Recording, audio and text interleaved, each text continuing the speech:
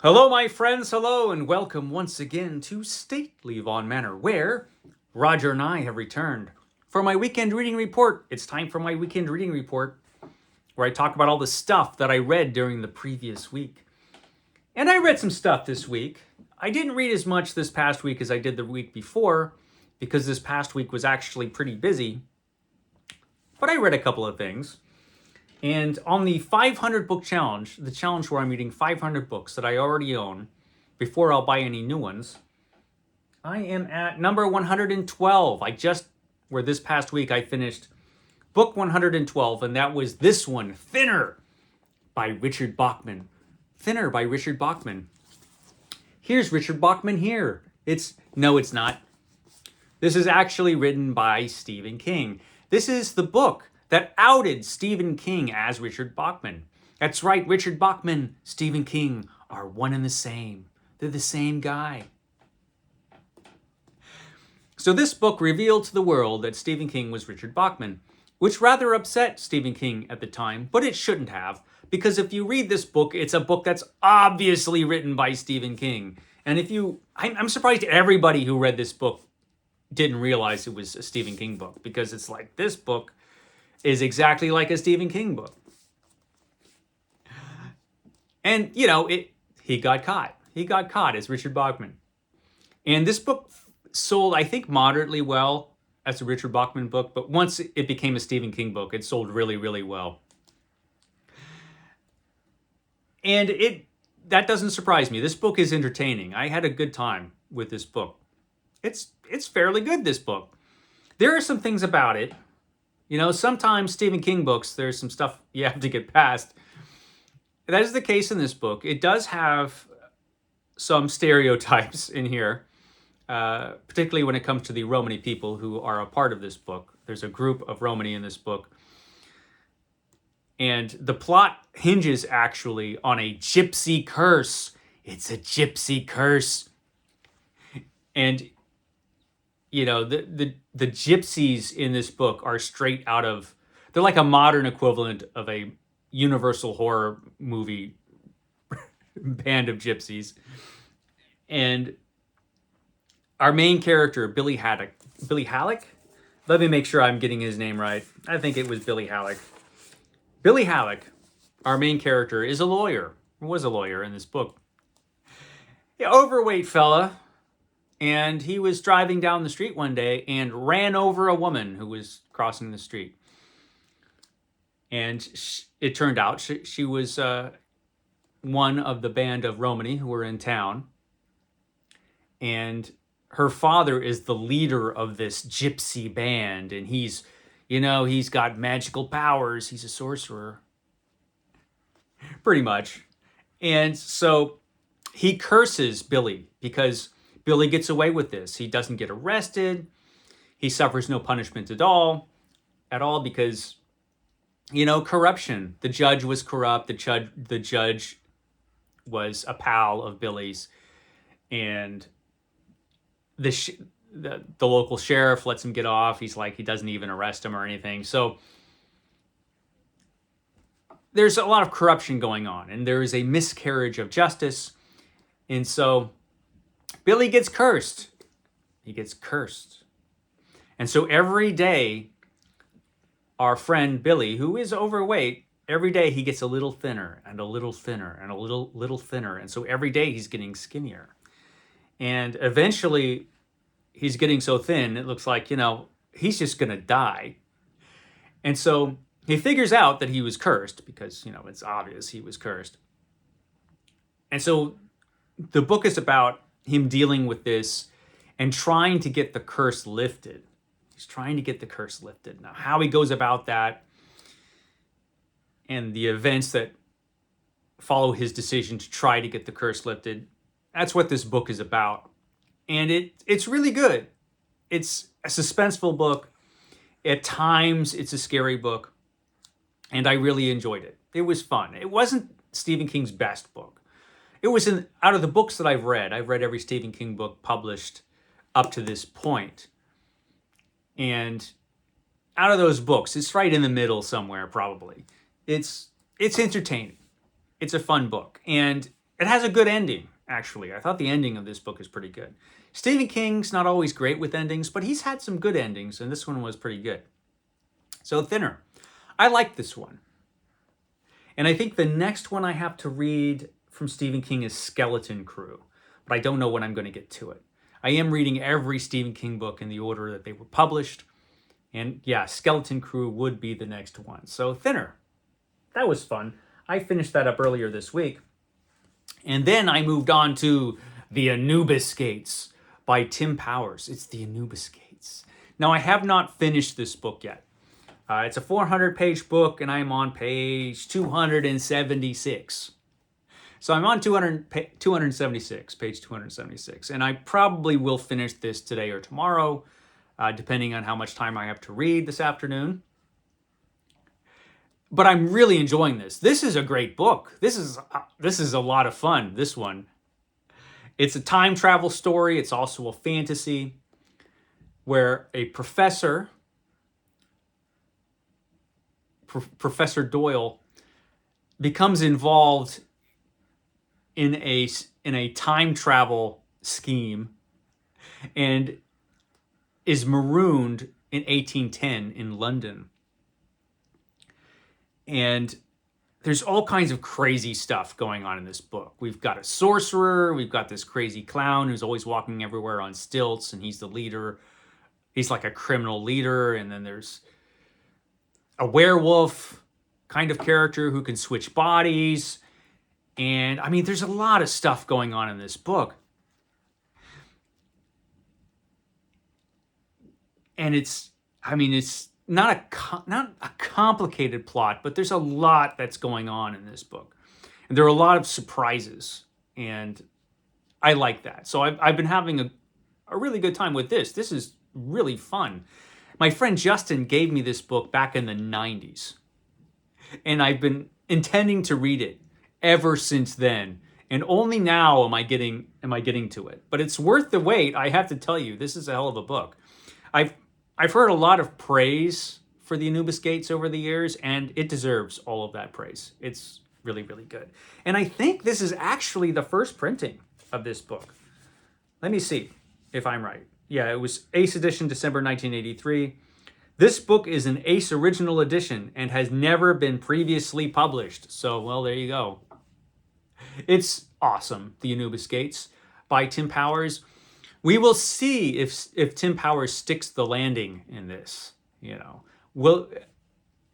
I really am interested to see how this ends, because there's been some crazy stuff going on up to this point. So yeah, I have a suspicion that this will have an ending that I will not have been able to predict, because I really don't know where this is going. And hopefully the ending will be a good one. I suspect it is, because I've never heard over the years, oh, the Anubis Gates was great, but the ending sucked. I've never heard that about this book. So we will see. The Anubis Gates, Tim Powers. I will tell you more about this next week, because I should be able to finish this, like I said, within the next couple days if everything goes correctly. So I've been reading that. Also, I've been reading some other things. I have been continuing in my project to read Thor.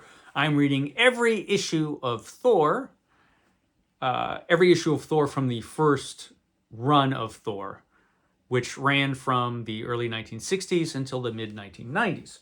And I'm in between Epic collections, so I'm reading it all on my tablet.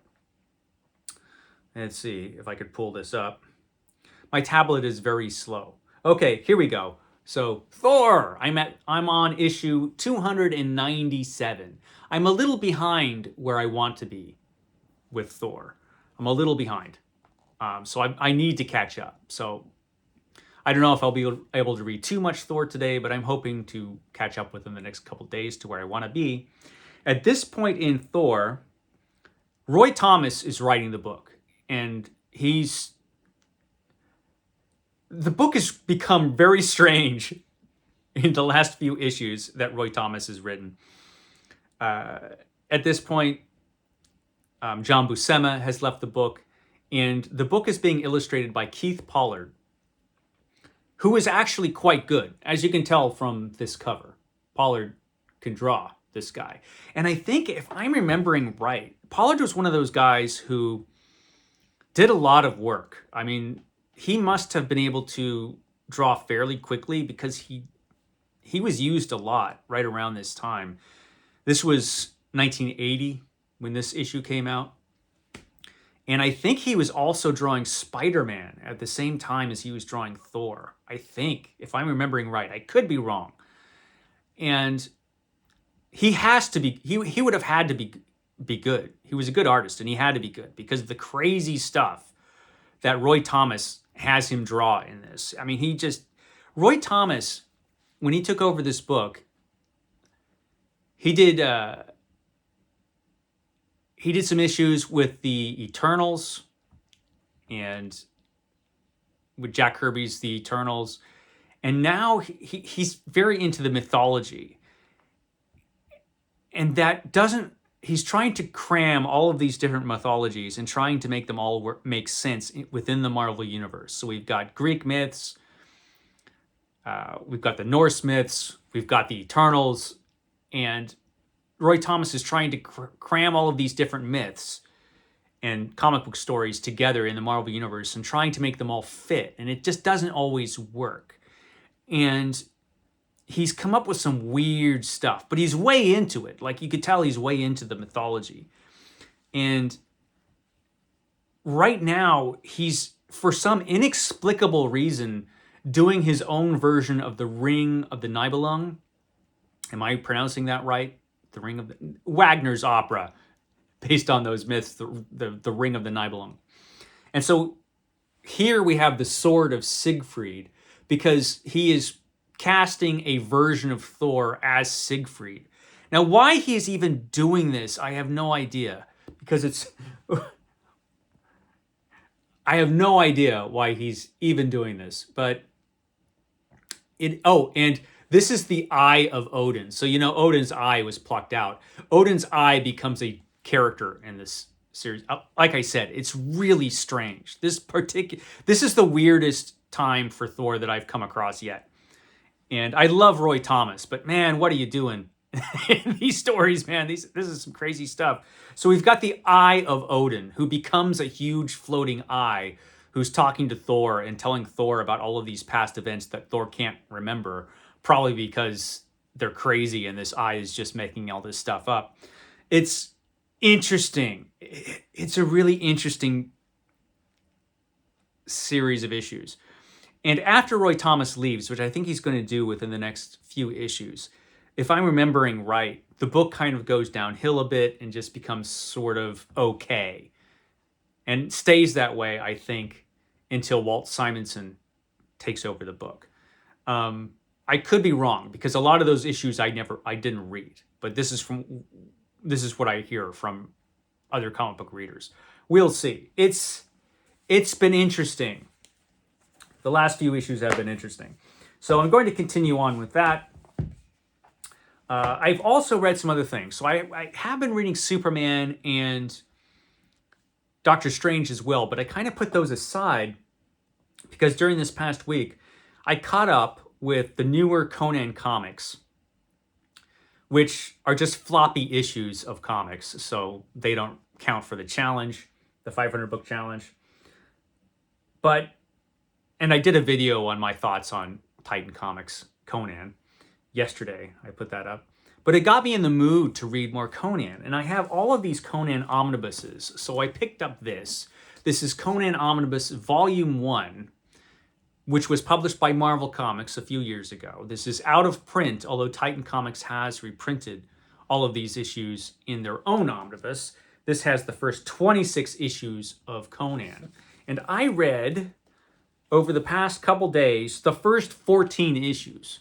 I probably would have read more of the Anubis Gates if I hadn't been sitting around reading Conan. And I'm just going to continue. I'm just going to continue reading Marvel's Conan because, like I said, I've got all of these omnibuses. I should read them. And I'm at issue number 15. And this is one of the issues that feature Elric. Michael Moorcock's Elric makes an appearance in Conan. He's in a couple issues of Conan. And they go on a mission together. And it's completely awesome with this magnificent art by Barry Windsor Smith. I mean, it's just great stuff. So I've been reading Marvel's Conan again. And like I said, I'm just going to continue until I finish all of the omnibuses that I bought for Conan, and it's awesome. I love Conan comics, and I'm like, why am I not reading all of these Conan comics? So I'm going to read all of this stuff. I don't think... I have every issue now of Conan the Barbarian in the omnibus editions, but I never read all of the issues of Conan the Barbarian because I was reading them as they came out, you know, kind of here and there, and then I'd read reprints of stuff that I had missed. But now I'm going to read it all, so yeah. Conan, that's been a lot of fun. The next thing I'm going to pick up as far as a book after I'm done with the Anubis Gates is for Roger's Cheap Old Book Club. This is John Buchan's The 39 Steps, which is a short little book about a guy who gets himself in a whole lot of trouble. So I'm going to be reading that next. So you should probably hear about that on the next weekend reading report. I think that's everything. Is that everything, Roger? Do you have anything to add? I don't know. You can never shut this guy up once he gets started, so I should just go, okay, guys, we'll catch you next time.